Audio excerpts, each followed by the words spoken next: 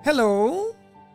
Hi, good morning, Papa Jackson. Good morning. Good morning, good morning, good morning. What's your name? Aya po. Aya. Aya. Yes. Ilan taon na si Aya? 25. 25. And you're calling from what part of the world? Rizal. Ah, paano mo sinabing Rizal? Arte no? Rizal. Paano yan? Very Ah, lakas mga Mabaarte. Gen Z, no? Si Aya ay 25 from Rizal. Yes po. Born and raised ka dyan? Hindi. Dito lang po lumaki. Ah, saan ka pinanganak? QC. Ah, QC. Kailan ka pa naandyan sa Rizal? Simula siguro mga 2011 siguro. Tagal na rin yun. Di ba? Mm. So na-embrace mo na ang malamig na klima dyan kapag ano. Oo. Sobra. Yan naman yung mga hinihiling ng mga taong mga taong, ang tawag nun, mga taong init na init pag summer sa inyo. Ang simoy ng hangin, malala no? Totoo po. Kaso po matraffic na din. Malapit na kasi sa civilization. Ganun naman developing kasi. Tsaka ang daming coffee shops dyan no? Oo. Oo. Anyways, sa edad na 25, what do you do? Call center agent po. Okay. Are you a mom? Are you single? No, I'm single po with 2 dogs. Oh, you're a firm mommy. Yes po. Ano mga aso mo? I have Shih Tzu po, 2. Matigas ulo nila? Pasaway. Hindi matigas ulo nila, spoiler ka lang. Baka. Typical fur mom. Oo. Kinakausap mo rin ba sila? Opo. Minsan nga nasa utak ko, sumasagot na sila. Oo. Well, I can relate. I'm a fur daddy. Anyway, si Aya, wala kang work ngayon? Nakalitive ako for almost 3 weeks na. Wala ka pala sa akin, ako 2 months Kaya nga nagkaroon ng petty night dahil nag-leave ako sa trabaho Anyways. Actually, I'm a fan, Papa Jack. Simula Okay na yon. Tama na yon. I'm a fan. Tumigil ka na ron. Huwag mo nalagyan ng sins. Ha? Magdudugtong ka pa ng sins no? Pwede namang I'm a fan. Period na yon. Hanggang doon na lang, ha? Anyways. Ito si Aya, pampasama pa ng loob Sorry na. Ba't tayo magkausap ngayon, ma'am? Kakagaling ko lang sa breakup. How recent yan? Let's say 3 weeks ago. Less than a month very ago. fresh pa. How long were you together?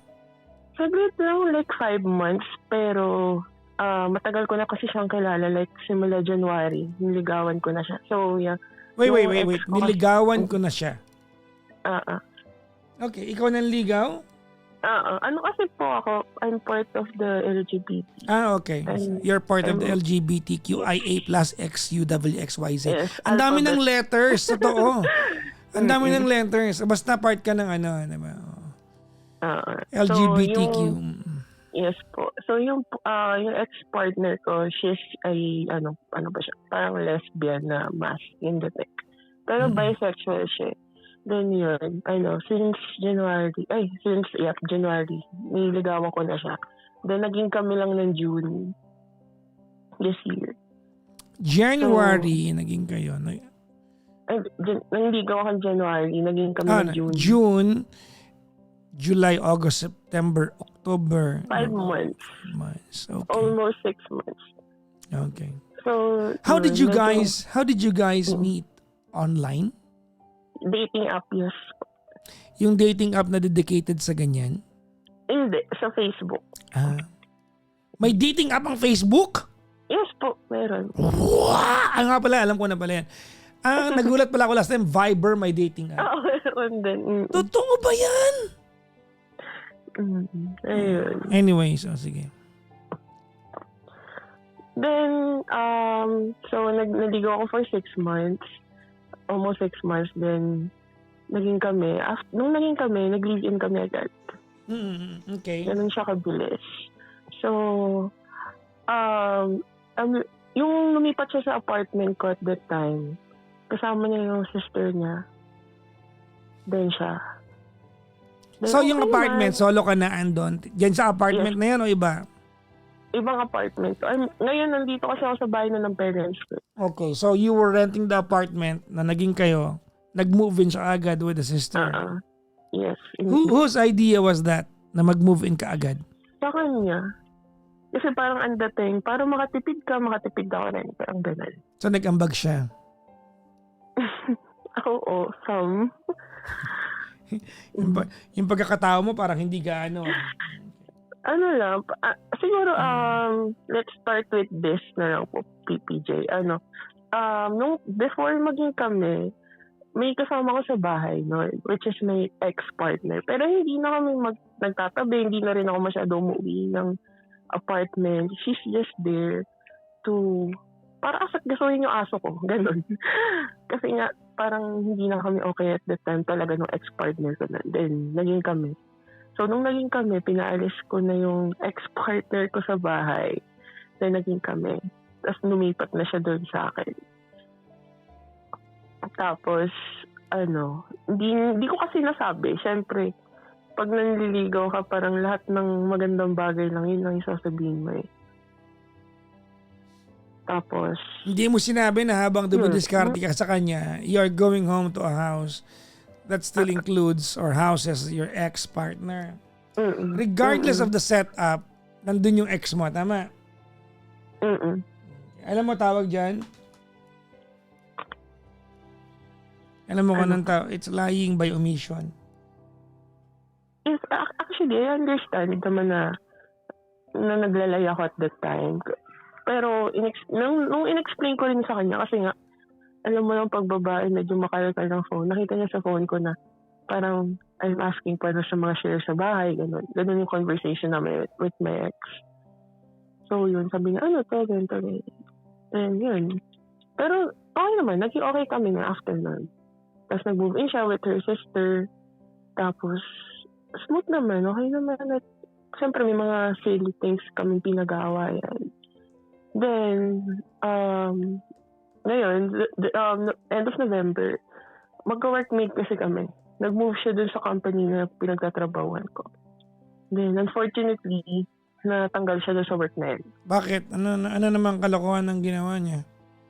Wala naman siyang kalokohan, pero in terms of requirements, na-miss niya yung magpasa ng mga requirements. Okay. So, natanggal siya. Then, at that time, almost 2 months na nasa amin yung mom niya, nagbabakasyon. Kasi may gagawing errands dito siya, sa Manila. sister niya and mom niya. Yun na yung setup. Okay. For almost 2 months na end of November. Pero hindi naman masama. It's just that, kumbaga, that's a complete shift from just living and having your... Anyways, sige. Parang nanibago rin po ako. Pero ang lagi niya kasi sa akin sinasabi na, parang this is what you signed up. Parang ganun. Parang bago mo ko nakilala, alam mo naman may ganito, ganyan ako. Okay, sige. Then anyways, hindi tanggal siya sa work. Sabi ko, okay lang, magde-December naman. Parang ako muna. Kasi breadwinner siya eh. Ako muna, tapos ikaw muna bahala. Pagkatapos na, kunya may work ka na, balik mo na lang sa akin. Parang gano'n. Ano yung usapan doon? Utang ba yun o hindi? Parang ang No. babawi. Alam mo kung ano yung, alam mo kung if it's in the guise of babawi ka na lang pag meron ka na, wala siyang obligasyon magbalik ng kahit Ayun po, parang ganun. Pero I'm not really asking na may ibabalik siya sa akin. Wala akong na-expect na bayaran mo ako ng gantong specific amount. Kasi ang term lang namin, bumawi ka na lang sa akin pag meron ka na. Ayun yung pinag-usapan namin the same day na na-terminate siya sa work. Kasi magka-work kami. Ako yung unang nakaalam. So, pag uwi namin, kinausap niya yung nanay niya. Kasi nandun na for almost 2 months. Tanggal ako sa trabaho. Sabi ng nanay niya, wala ka na kasing sariling decision eh. Puro na lang si Aya. May ganun.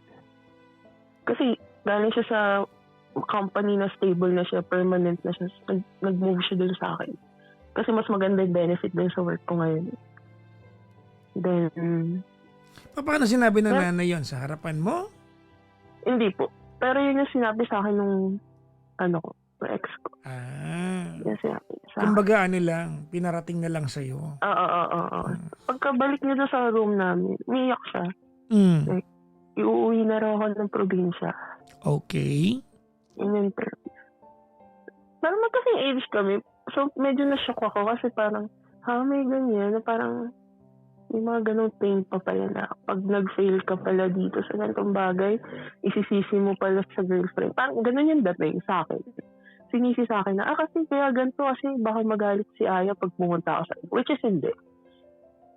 Okay. Then yun. Ang sama ng loob ko.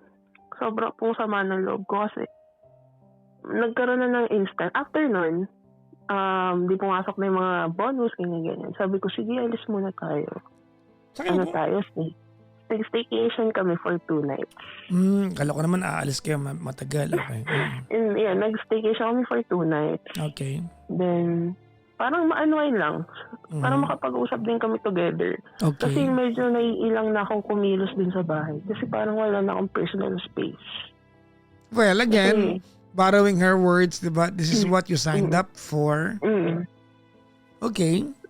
Yun, in-accept ko naman yung gano'n sa sistema. Pero kasi, mahirap kasi for me na parang ang dating nung parent niya sa akin na, ba't nandiyan ka lang lagi? Hindi nga ako comfortable lumabas ng room. Parang hindi na to yung space ko eh. Parang may gano'n na. Then, ang nangyari, staycay nga kami. Pagbalik namin, nagalit yung nanay niya. Parang, bakit hindi niyo pinaalam? Ano ba yung kailangan niyo i-celebrate? Ba't kayo nag-staycation? So yung mother niya wants to be included pala. Parang gano'n. Opo. Parang gano'n. So, naririnig ko, pinarinig sa akin, tapos like, sumigaw pa doon sa kabilang kwarto. 2 bedrooms kasi po yung apartment ko before. Parang sabi pa na, uuwi ka ng probinsya sa Aya at gusto mo. Tapos pinarinig talaga niya sa akin na parang, sino ba? Si Aya ba o kami? Ano ayaw sa'yo wait, sorry. Alam mo, hindi ko makonect to, Kasi okay naman. Tama ba? Okay naman. I mean, anong ayaw sa'yo ng magulang? I mean, you provided a roof over their heads. Anong ayaw sa'yo ng magulang? I mean, the mother and the sister moved in with you. That's practically your resources eh. Tama? Kahit nag-ambag sila, nakisakay sila sa resources that's existing nasa iyo na yan. Tama? Anong ayaw ng nanay sa'yo? Siguro po, let's say, typical na parents na galing province na they don't like same-sex relationship. Let's say ganun. It's either that or talagang taklesa lang yung nanay. Pwede naman ganun. Hindi ko po masabi eh. Hindi naman ako para mag-judge. Pero, so, simula nung na-terminate siya, so, in-spend ko yung oras ko kasama yung partner ko. Yun ang time na hindi na ako nakapasok. Nagpa-file lang ako ng SL, ganyan. Med-cert lang. Ganyan. Sinungaling! Ayun, until now, ganyan pa rin yung sistema ko. Hindi ako makamove. Then yun. Parang ang dating, aalis sila, para may sarili silang space. Parang ganun yung pinaparating sa akin ng mom. Then everyday ako umiiyak kasi na-anxious ako. Ayoko mawala yung ex ko. So talaga. Kasi nasanay ako na nandyan siya. Na nandyan siya.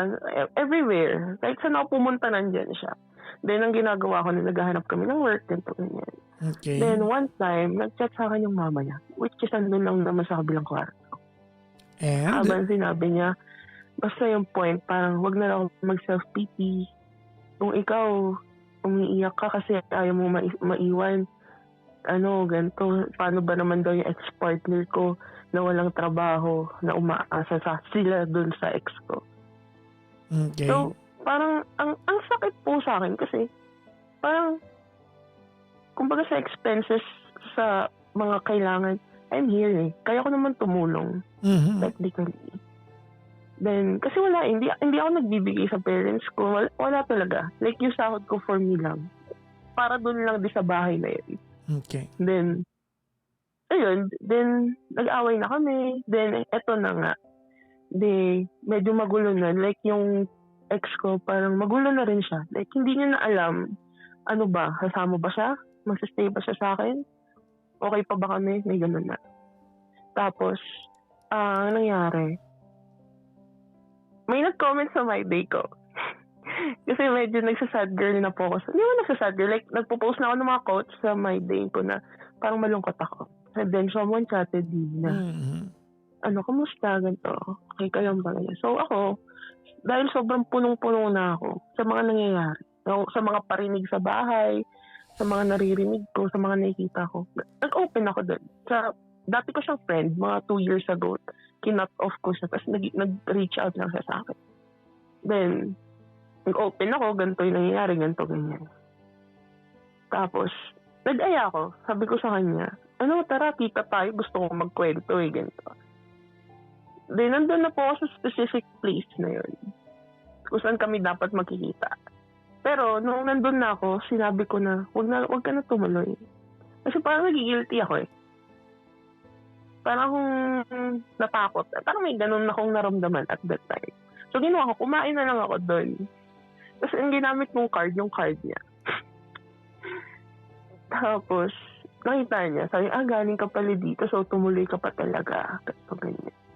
Tapos, Saan kumain ng ano, yung kausap mo? Sa McDo. Hindi po kami natuloy. Ako lang kumain mag-isa. Kapani-paniwala ba yun? Hindi po. Kasi ganito po kasi. Like, we have conversation na parang sinasabi ko na wag ka nang tumuloy. Pero hindi talaga kami nagkita. Kasi natakot ako at that time Tapos, during nung nandun ako, nakaka-receive na ako ng mga text message from my ex na parang, tumuloy ka pa talaga, diri kami, mga ganun na. So, parang, hindi ako tumuloy talaga kasi natakot ako. Then, umuwi ako. Nag-church lang ako sa may Baklaran. Then, umuwi na ako.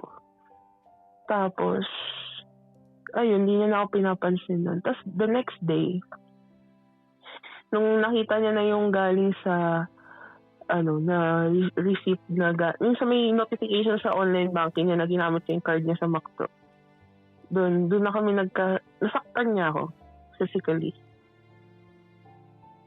Tapos, malaki akong tao, Papa Jack. Like, 5'10" yung height ko, ganun. Tapos big girl, ganun.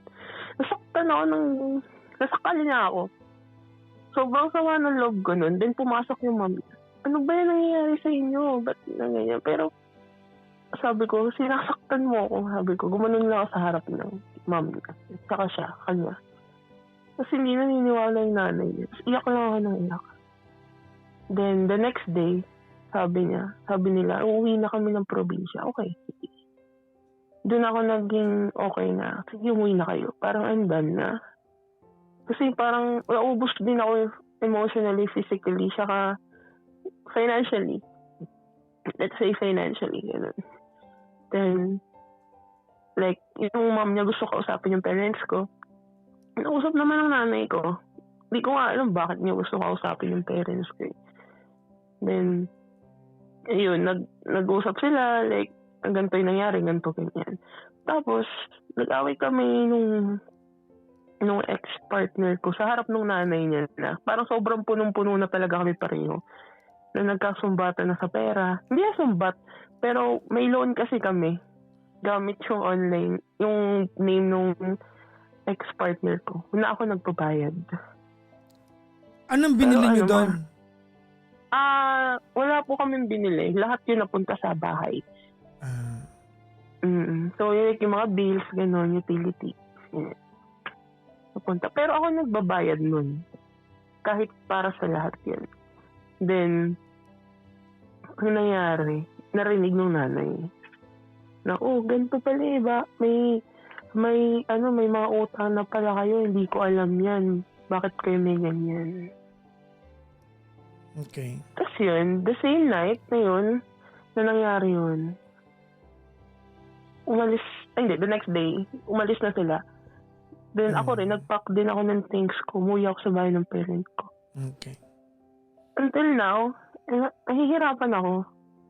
Sinusubukan ko pa rin siya i-chat.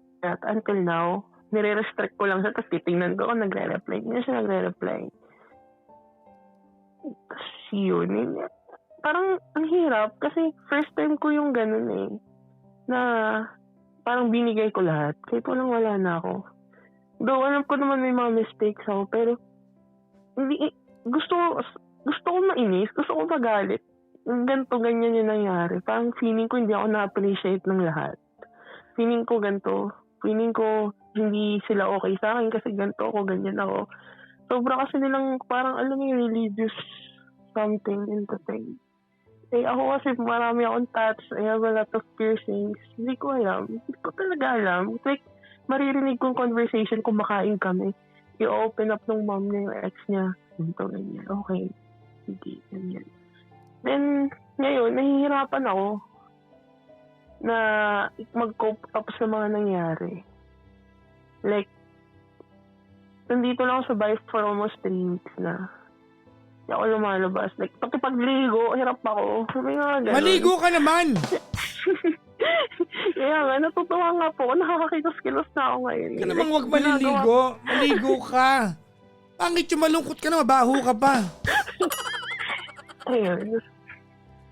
Actually, yun po yung inaano ko ngayon na parang ino-work on ko. Like, Why did you call me? What did you wanna ask me? ako po, gusto kong tanongin kung Hmm.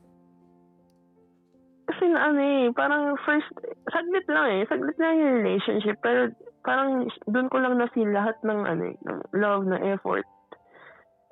Hindi ko alam kung nasasaktan ba ako kasi nag-iwalay kami o nasasaktan ako kasi hindi nila ako na-appreciate or dahil binigay ko lahat pero parang wala. Well, una-una sa lahat, there is something that you do or you did not do for her mom not to like you. Hindi ko alam kung ano yun.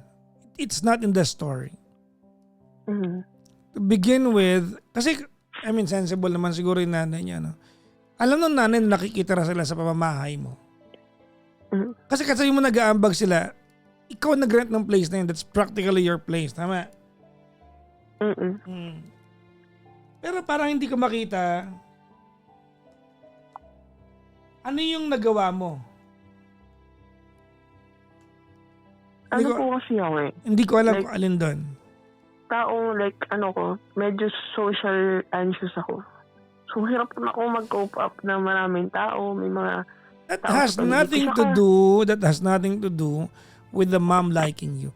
I don't know kung tama yung tansya ko dito, pero parang feeling ko kasi, when you said kanina na nagkukulong ka lang sa kwarto, you made the mom feel na hindi rin sila ganun ka-welcome.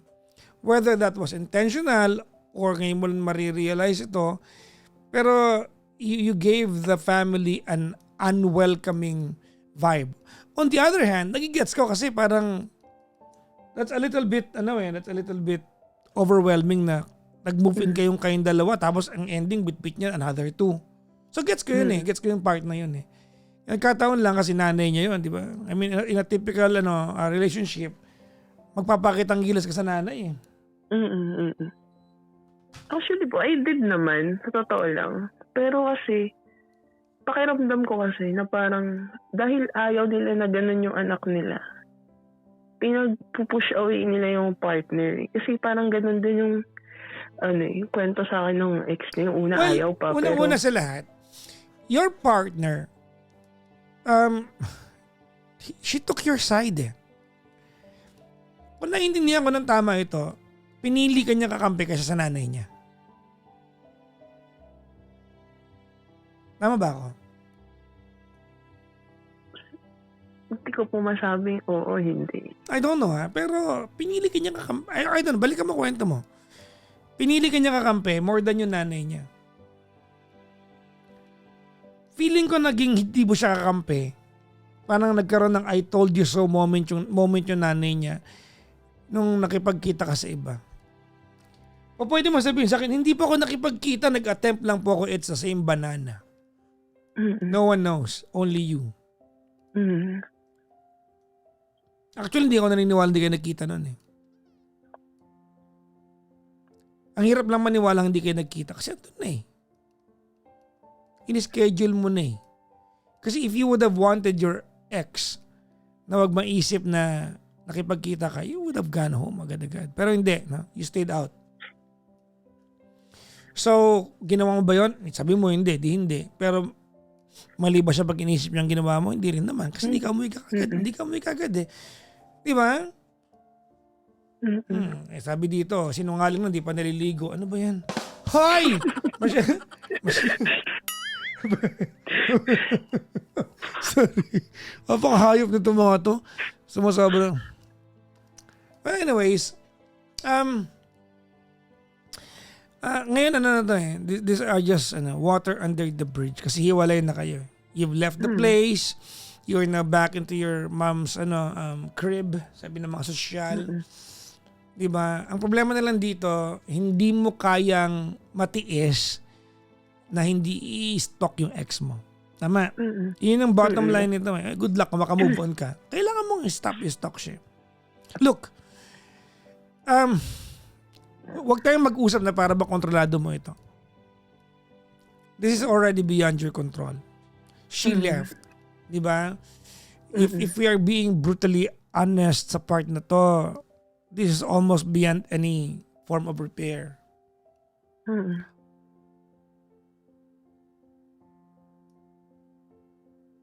Teka lang, may nagpa-galaxy sa sa TikTok. Ang daming galaxy. Ang lala. Anyways, tama ba, ma'am, no? Siguro po, yung ngayon, na ko eh, like, yung sitwasyon na nangyari sa amin, sobrang first time niya na experience ko. Like, before pa ako na magplan na makipagkita sa iba, sobrang gulo na eh. Sobrang nagsasakitan na. That's when you become wrong. Doon ka naging mali eh. Tama ba? Aminado naman po ako doon. Look, ganito. The moment na nagpapasok ka ng ibang karakter sa relasyong magulo, that's doomed. Kasi like, ako kasi po yung tipo ng tao na... Don't tell me that. No, don't tell me that. Wag, ayoko nakakaroon na ako yung tipo ng tao. Hindi nyo kilala sarili nyo. Period. I'm sure if you sit down in one corner and realize the things that you did and did not, magugulat ka na nagawa mo o hindi mo nagawa yan. Because we never really know ourselves. Matter of fact, the people around us, they know more, they know us more than ourselves. We know our capacity, but to know completely kung sino at ano tayo, ibang tao nakakaalam yan. Ba't ba ako tinawagan? I mean, what's the question, ma'am? Kasi wala naman na kayo. Po, nahihirapan po ako ngayon. Like, hindi ko po alam kung umalis ba siya dahil kulang pa ba. Umalis ba siya kasi ayaw sa anong nanay niya. Hindi ko po alam. Parang, I'm sorry. am I feeling this ba? No, I'm sorry. Naramdaman ko ba ito kung dahil... That question is already irrelevant. She's already gone. We can just speculate on the answers, possible answers sa part na yan.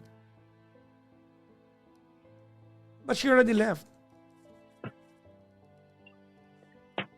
Pero hindi ko po alam bakit ganito yung nararamdaman ko. Kasi accepted ko naman na Hindi mo nawala pa na siya. accepted. Hindi mo pa accepted. That is a make-believe.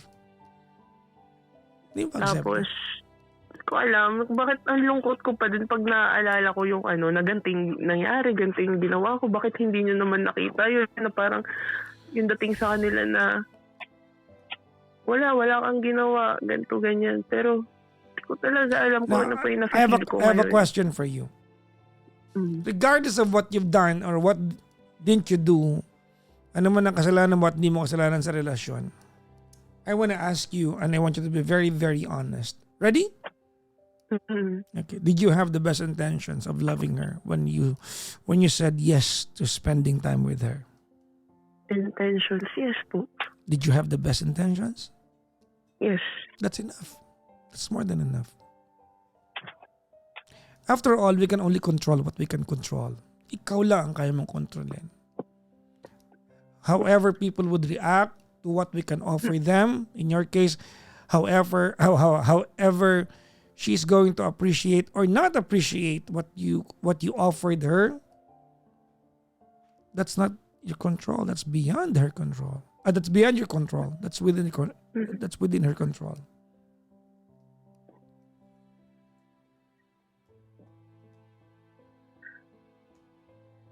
Sabi nga ng tatay ko, kaya ka nagaganyan kasi pakiramdam mo hindi ka na-appreciate, hindi ka nakita. Kaya raw ako ganito pa rin hanggang ngayon. Well, alam mo ano? Ako alam eh. Aya, time is an ultimate, time is an ultimate, time gives the ultimate revelation. Tandaan mo yan. Hindi man niya masabi sa'yo na appreciate ka niya. One day she will realize that. And whether you are there, di ba? And whether you are there to hear it from her, that is no longer your business. What you can control is the fact that you gave it your best when you were together. Siguro po, kaya hirap na hirap ako maligo. Kasi may tattoo ako ng name niya sa dibdib ko.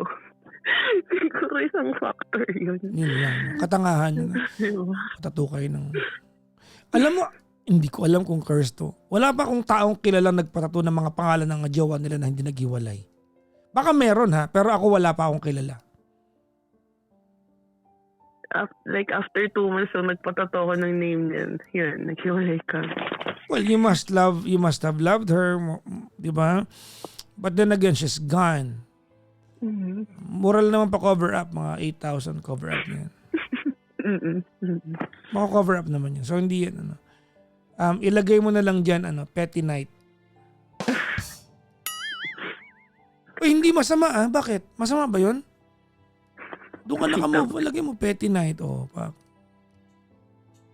Magkano ba pa cover up? Ako nang bahala.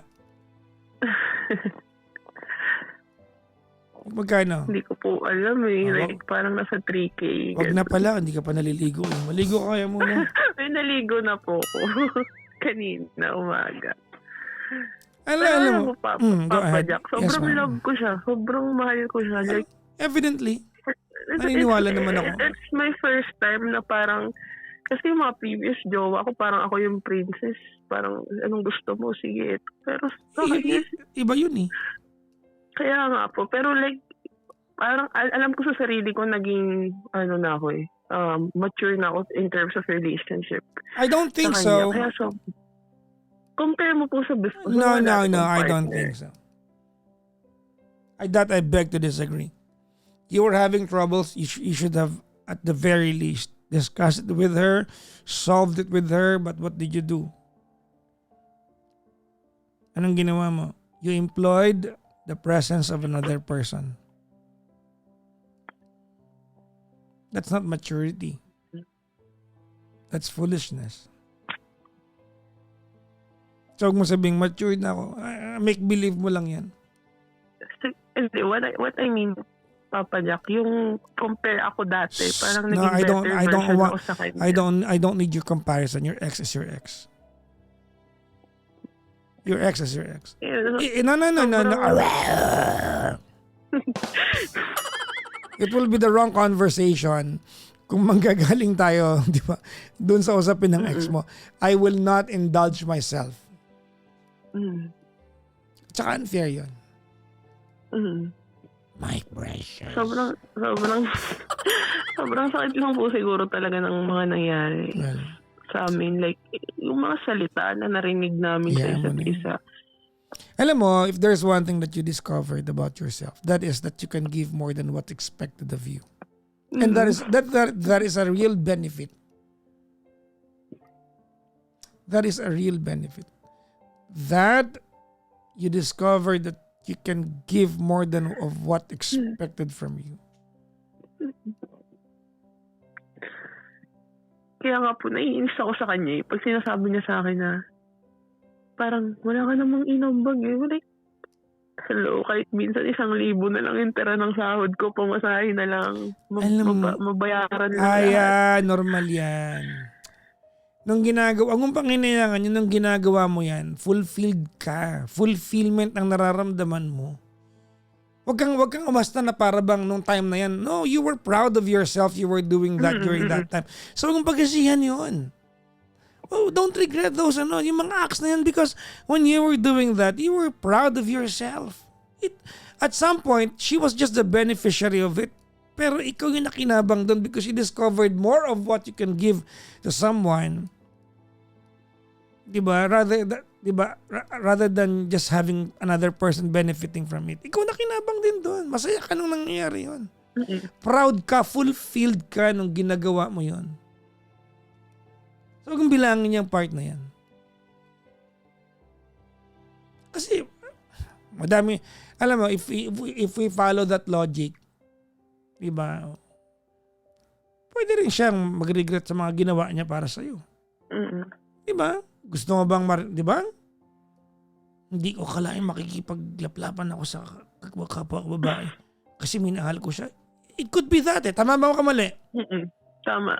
Tapos kinis ko pa yung ano niya. I mean, sorry. Oh my God.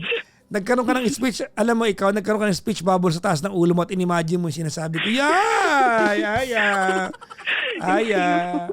Oh, di ba? Oh, nagkaroon ka ng speech bubble, no? Hindi, wala. Okay, good. Pero tama ako, di ba? So naku, may nagpag-alax na naman talaga. Saya. Thank you. Tama yung sinasabi ko, di ba? So huwag magsisiyan yun. Because when you were doing that, you were happy doing that. When she was doing things for you, regardless of what were those things, diba, we can only assume that she was doing it because she wanted to deliver to some expectation. And it made her proud of herself. It made her happy. Diba? Ang tawag dyan ay bitterness. Siguro po hindi pa ako nakaka-move forward. Or Well, not say yet. acceptance. Yan, acceptance. Acceptance.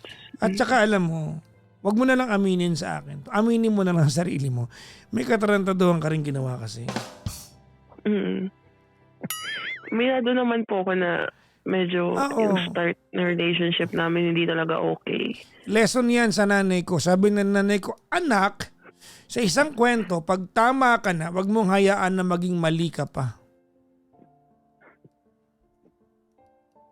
Tama, mali? Tama. See? Yun eh. Pag tama ka na, tinan mo, kung halimbawa, kwento mo ito, tapos wala kang pakikipagtagpo sa McDo. Tama ka. Nagkaroon ka ng ganung part. O, ayan tuloy. Anyways, ako naniniwala ko na with the help of your 2 dogs, you'll be okay in no time. Tsaka maligo ka ha. Not for anything else, di ba? Wala namang aamoy sa'yo eh. Pero alam mo, totoo, naririnig tayo pag naliligo tayo. Siguro nasa lang po. Nahihirapan talaga ako kumilos for the past month. Babaho yung panty mo pag di ka naligo. Siyempre, hindi ka magpapalit ng panty. Tigilan mo yan, uy. Hindi dahil walang nag-check ng panty na yan. Tigilan mo yan. Maligo ka. Magbaka-baka ka. Alam mo yung baka-baka? Hindi. Ano ba English ng baka? Cow. Anong dalawang baka-baka? Cow. Aminin mo, creative, Okay. napatawa kita. Okay. Witty. Witty. Di ba? Ang galing ko doon, no? Magbaka-baka ka. Papa Jackson, ano na naman to? Aminin mo, napatawa kita. Maligo ka because alam mo, scientifically speaking, ano tayo, na uplift yung spirit natin. Marami na study dyan. Alam mo, that's the first thing I do every day. Very particular ako sa pagligo. Araw-araw. Kahit down ako or what not, I take a bath. After coffee, ligo. Kahit walang lakad, ligo. Tsaka ako naisipin ko anong gagawin. Ligo muna. You'll be okay. Ngayon lang iligo na to. You'll be okay. She's gone. I mean, I'm sure the pain will linger for a little bit now. But, hindi mo na pwedeng pilitin ng taong ayaw sa'yo. Let us not have this conversation as if this is just your decision. She already said ayaw na niya. She left. She packed her things. She's gone. Alright? Opo. You'll be okay. Takes time po. Takes Of course. Di ba? One day, kung ano man ang marirealize niya one day, sa kanya na lang yun. Siya naman yun eh. Ayun lang. Thank you po, Papa Jack. Well, I'm rooting for you. Maghanap ka na rin ng trabaho mo, ha? May trabaho pa naman pong babalikan. Meron pa naman. Meron pa naman. Ayusin mo yan. If you're no longer happy with your work, find another one. Pero tandaan mo, may obligasyon ka. May dalawa kang Kumakain ng chicken. for babies, no? Opo. Ako meron kaming meron kaming toshi, mocha, pom-pom, charcoal, mushroom, coco, miming, snow, tantan. Ang daming hayop dito sa bahay namin. I have po, buns. Yung tinapay. Yung name nung isa kong dog. Siya kasi Otis. Well, malaking tulong yan. Good luck po, Mama. Maraming salamat. Thank you very much. Thank you po. Thank you po. Ingat po Thank you lagi. very much. Bye-bye po. Thank you po. Thank you.